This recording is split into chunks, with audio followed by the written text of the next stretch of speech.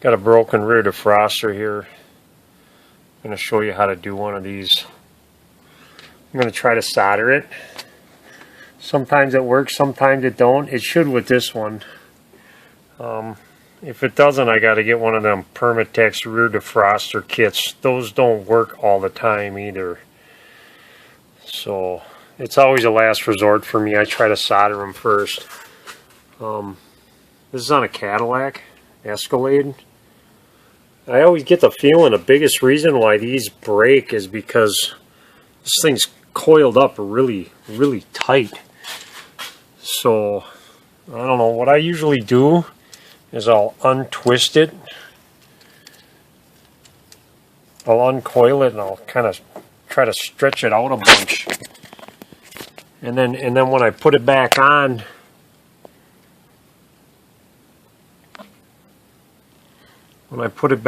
you know, it'll kind of want to coil up on itself, but I'll just uncoil it a couple loops because it goes up here a lot easier. I don't know. So yeah, just so long as, like, if it's too much, it'll coil up on itself like this. You don't want that. So just do it a little bit so it kind of falls on its own, and just stretch it out a little bit. Make it so it's a little floppier. That way it doesn't have to work so hard, you know.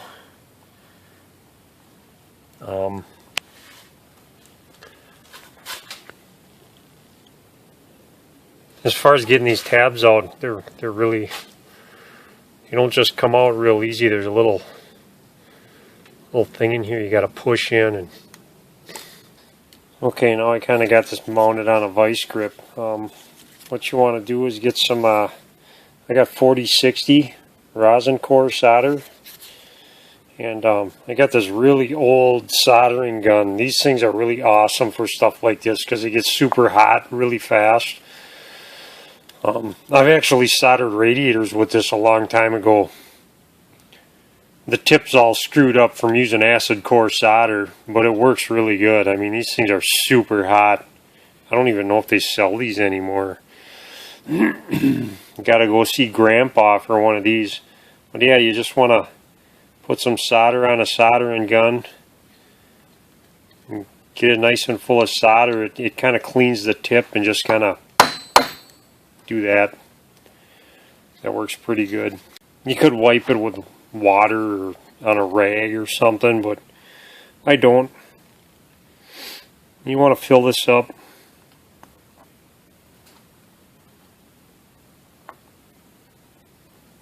Glob it on here really good. That's actually probably too much. It's alright. That's fine. And I got some flux. There's already flux wire in it, or flux in the solder, but I put a little more on there because you pretty much burn a lot of it off, and it sticks a little better when you do this. You don't need a lot, just put a little bit on there.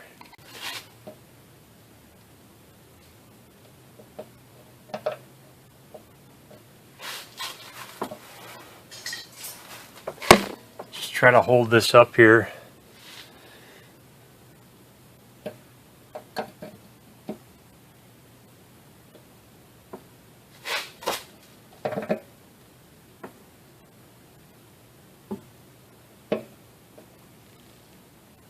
So you'll see this. You'll see the flux start bubbling, and then you'll see that solder just push right out.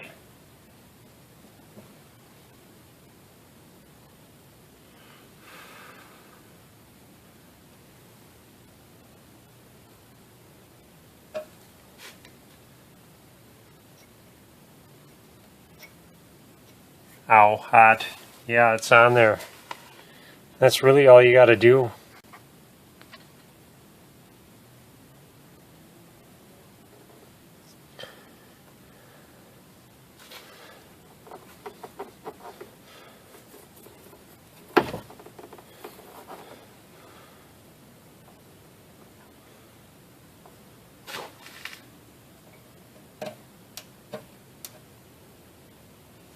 There. See how much looser that one is than that one? It's like one coil different, and I stretched it out just a little bit so it's nice and floppy. That's better, I think. That's just my personal preference.